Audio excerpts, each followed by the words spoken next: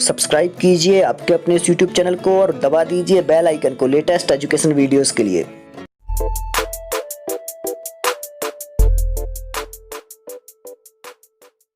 चलिए चलते हैं आज के वीडियो पर। और आप लोग पेडागोजी के लिए संस्कृत पेडागोजी की प्लेलिस्ट है तो आप उसमें जाकर के और संस्कृत पेडागोजी के जितने भी वीडियो हैं वो बार बार देखें। और बार बार देखने से आपका अभ्यास भी बहुत अच्छा होगा और एक कॉन्फिडेंस भी आएगा कि हाँ अब मैं कुछ क्वेश्चंस कर सकता हूँ। और क्वेश्चंस को लिखने की भी कोशिश करें, यदि लिख सकते हैं तो जिससे और अच्छा रहेगा। चलिए, दिया हुआ है चातक का पर्यायवाची शब्द है। चातक शब्द जो है इसका पर्यायवाची शब्द क्या है? सरह है, सारंगः है, केतुः है या फिर पयः है। तो देखिए, चातक जिसे बोलते हैं उसे सारंग बोलते हैं, मतलब सरह जो शब्द दिया हुआ है ये वाला, तो इस सरह का तो अर्थ होता है बाण। आपने सुना होगा बाण के लिए प्रयुक्त होता है। केतु जो है, केतु को पताका या फिर पुच्छल तारा आदि के लिए प्रयोग होता है। केतु आपने सुना होगा राहु केतु। इसी प्रकार से पयः जो है इसका अर्थ दूध होता है। पय मतलब क्या होता है? दूध। तो शारंग जो है ये एक प्रकार का चातक पक्षी कहा जाता है, तो ये रहेगा सही। निम्नलिखित शब्दों में से कौन सा शब्द उपसर्ग युक्त नहीं है? देखिए, उपसर्ग कहाँ जुड़ते हैं आपको ये पता होना चाहिए। उपसर्ग 22 हैं, आगे जुड़ते हैं। तो कौन सा शब्द उपसर्ग युक्त नहीं है? ऑप्शन पहला दिया है बिहार, दूसरा दिया है विटप, तीसरा दिया है विदेश, चौथा दिया है वियोग। तो सही उत्तर क्या होगा? जो विटप दिया है, विटप, ये रहेगा सही उत्तर। क्योंकि विटप का अर्थ क्या होता है? वृक्ष होता है। विटप मतलब होता है वृक्ष। देखिए, बिहार, विदेश तथा वियोग, इन सब में कौन सा उपसर्ग प्रयुक्त हुआ है? बी उपसर्ग प्रयोग हुआ है इसका। तो इस प्रकार से विटप जो है अपना सही उत्तर रहेगा। आगे दिया है तवर्ग का उच्चारण स्थान है। तो तवर्ग का उच्चारण स्थान आपको बताना है। क्या है तवर्ग का उच्चारण स्थान? पहले तो उच्चारण स्थान आपको याद होने चाहिए। तो एक सूत्र है लृतुलसानाम दंताः। आपने लृतुलसानाम दंताः सुना होगा, जहाँ पर एक तो लवर्ण हो गया, तवर्ग हो गया, ता था दाधा ये वाले। इसके बाद में लसानाम, पहले तो लृतु लसानाम है ना, तो लृ होगा पहले, फिर ता होगा, फिर ला होगा और सा होगा। तो इन वर्णों का उच्चारण जो है, ये वर्ग है तथा दाधा वाला, इन वर्णों का उच्चारण कैसे होता है? दंत से होता है। तो यहाँ पर ता दिया हुआ है तो ये ता वर्ग के अंतर्गत आता है, तो दंत होगा इन सबका उच्चारण स्थान। लितृलसानाम दंताः ये रहेगा। तो यहाँ पर जो वर्ण दिए हुए हैं, कंठ दिया है, अकुह विसर्जनीया नाम कंठाः, मतलब कि आ का वर्ग क ख ग घ इंगा और विसर्ग है तो उनका उच्चारण होता है कंठ से। तालु से इचु यशा नाम तालु, ई चवर्ग च छ ज झ और या और सा, इनका उच्चारण स्थान होता है तालु से। दंत से मैंने अभी बताया ही है, लृतुलसानाम दंतः। ओष्ठ उपपद मानिया नाम ओष्ठौ, तो ये ओष्ठ के वर्ण हैं। तो इस प्रकार से यहाँ जो सही है वो तवर्ग का कंठ, दंत बोला है, हाँ तवर्ग दिया है ना, तो तवर्ग का दंत लृतुलसानाम दंतः सही होगा, ये सी वाला। आगे दिया है दृश्य धातु, लोट लकार, मध्यम पुरुष और द्विवचन। तो देखिए, मैंने आपको ऐसे बनाने को बताया था, 9 प्रकार के होते हैं ना ये। तो आपको मध्यम पुरुष का बताना है तो ये वाला लेना है, और मध्यम पुरुष का भी द्विवचन है तो ये वाला चाहिए है। यहाँ जो शब्द आएगा वो आपको लिखना है। देखिए, पहले पश्यतम दिया है। पश्यतम कहाँ पर चलता है? दृश्य धातु है पश्य में, लोट लकार, मध्यम पुरुष का द्विवचन है ये, ठीक है, मध्यम पुरुष का द्विवचन है। और अपना उत्तर भी यही करेक्ट है। पश्यताम दिया है दूसरे नंबर पर, ये वाला पश्यताम। पश्यताम कहाँ चलता है? ये भी दृश्य धातु, लोट लकार इसमें भी है, ये प्रथम पुरुष का द्विवचन है, ये है प्रथम पुरुष का द्विवचन, ठीक है। पश्यामी दिया है, ये जो लास्ट वाला होता है, तो पश्यामी दृश्य धातु, लट लकार, उत्तम पुरुष और एक वचन, उत्तम पुरुष का एक वचन है ये। अपश्यन दिया है तो अपश्यन भी इसी प्रकार से है, ये प्रथम पुरुष का और बहुवचन है अपश्यन, अपश्यताम, अपश्यन बनेगा।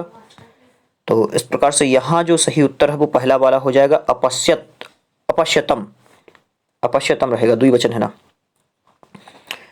त्वत् किस शब्द का रूप है? त्वत् आपको बताना है किस शब्द का रूप है।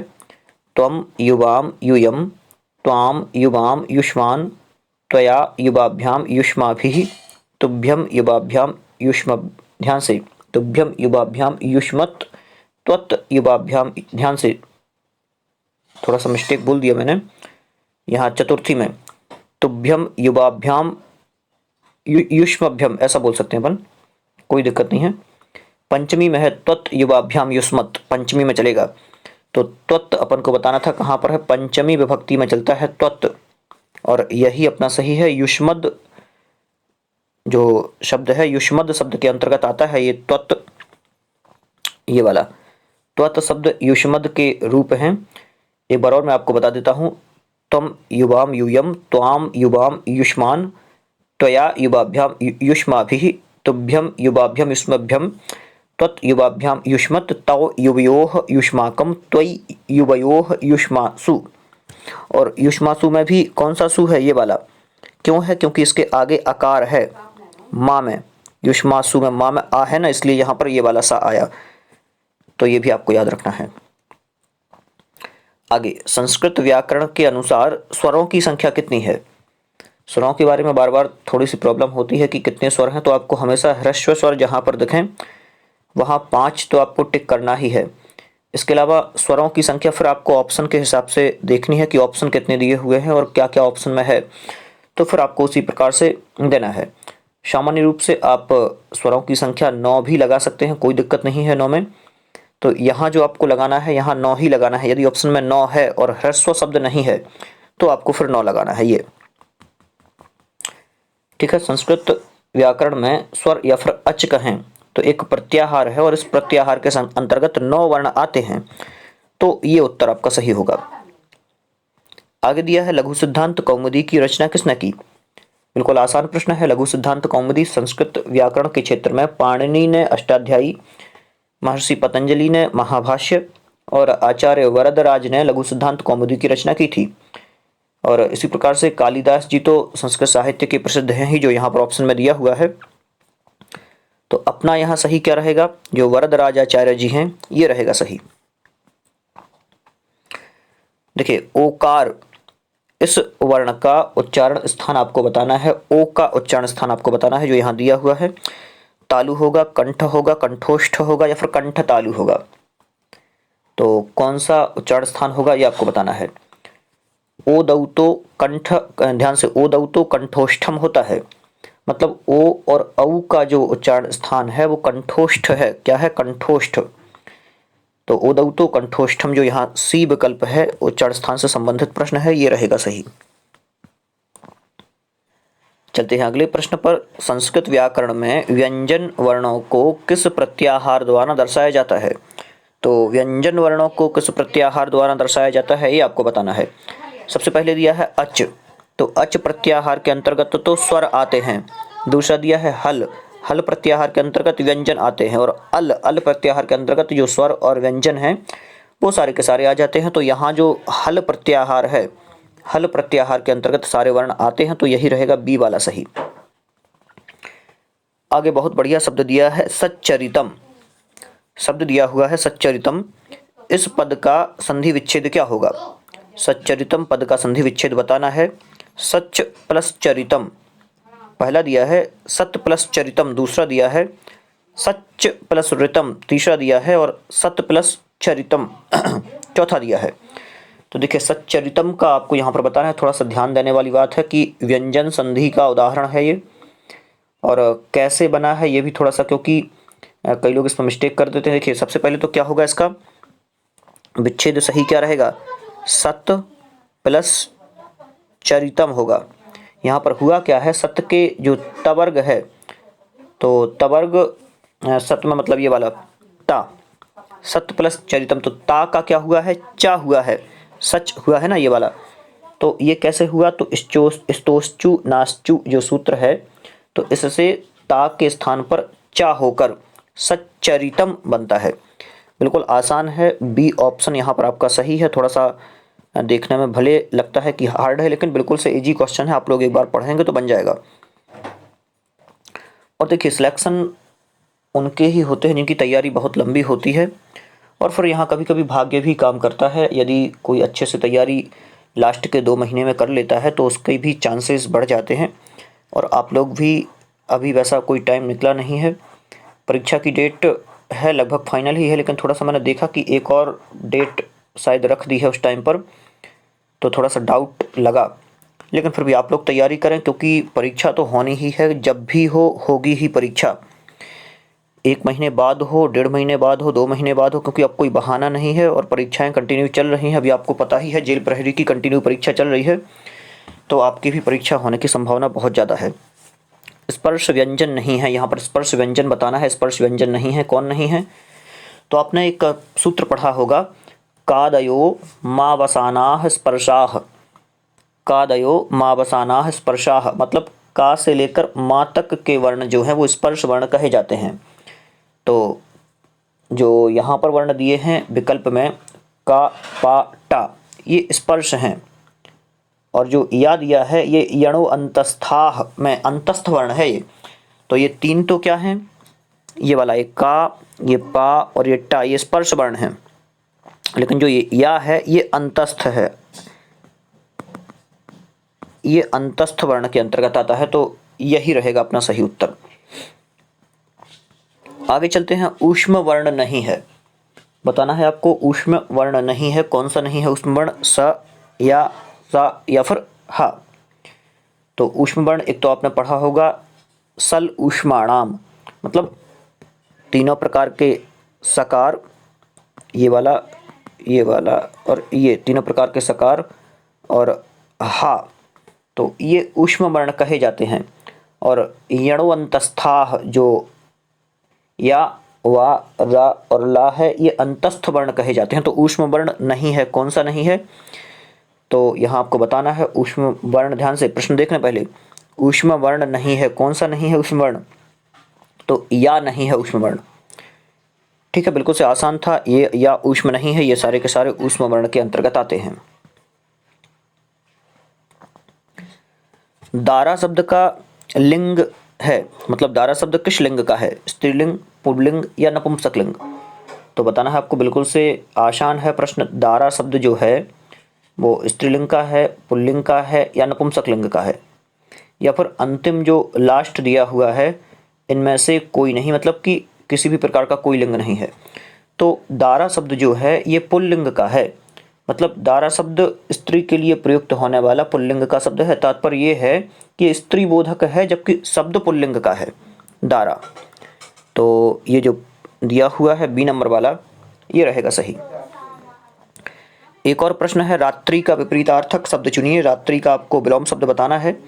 तो रात्रि का निशा, रात और सरवरी। निशा, रात, सरवरी।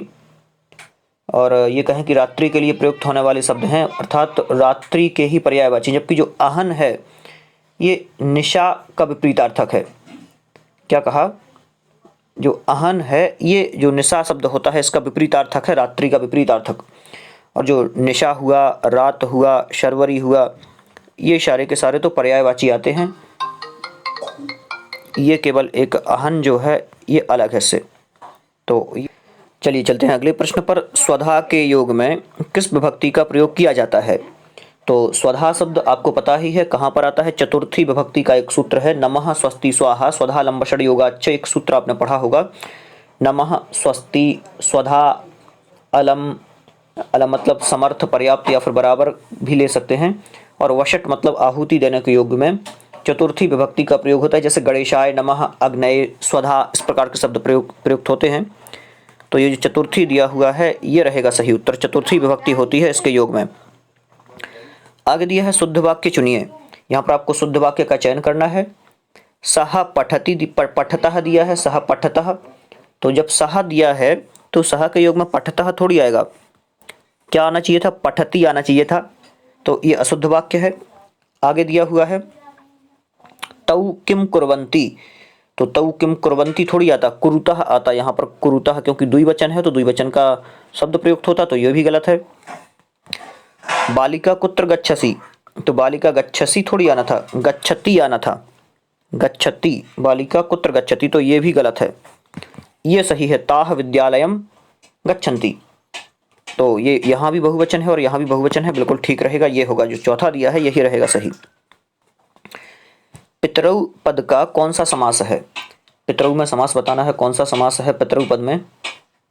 तो ऑप्शन दिया है बहुब्रीहि समास, दूसरा दिया है अव्ययी भाव समास, तीसरा दिया है तत्पुरुष और चौथा दिया है द्वंद्व। तो पितरौ शब्द में द्वंद्व समास ही होगा, बिल्कुल आसान है ये तो। माता च पिता च, और इस विग्रह में माता और पिता दोनों में ही अर्थ प्रधान पद है ये, और दोनों प्रधान हैं, तो इस कारण से द्वंद्व समास है। और जिस समास में सभी पद प्रधान होते हैं और चा से जुड़ते हैं तो वहां पर द्वंद्व समास होता है, ये भी आप लोगों को पता है। किस समास में उभय पद प्रधान होते हैं? उभय पद प्रधान किस में होते हैं ये बताना है। तो दिया हुआ है कर्मधारय, दूसरा दिया है द्विगु, तीसरा दिया है द्वंद्व और चौथा दिया है तत्पुरुष। तो पहले से ही उत्तर अपन ने इसके पहले बता ही दिया है, द्वंद्व समास है, तो ये होगा सही उत्तर। 50 में या फिर 50 को अंकों में लिखेंगे, 50 को अंकों में लिखेंगे, कैसे लिखेंगे ये बताना है। तो 500 दिया है तो इसे तो पंचशती बोलते हैं 500 को। दूसरा दिया है 51, 51 को 1/50 बोलते हैं। 50 दिया है, 50 को 50 बोलते हैं। और 55 को 5/50 बोलते हैं। तो 55 अपना मिल गया, 5/50 बोलते हैं, यही रहेगा सही उत्तर। तो आज के लिए इतने ही प्रश्न हैं और आगे अगले वीडियो में पुनः इसी प्रकार के और भी बहुत सारे प्रश्न करने की कोशिश करेंगे। आप लोग पेडागोजी के वीडियोस जरूर देखें और आपने यदि वो वीडियो देख ली तो आपका अभ्यास और भी अच्छा हो जाएगा। चलिए मिलते हैं अगले वीडियो में, बहुत बहुत धन्यवाद।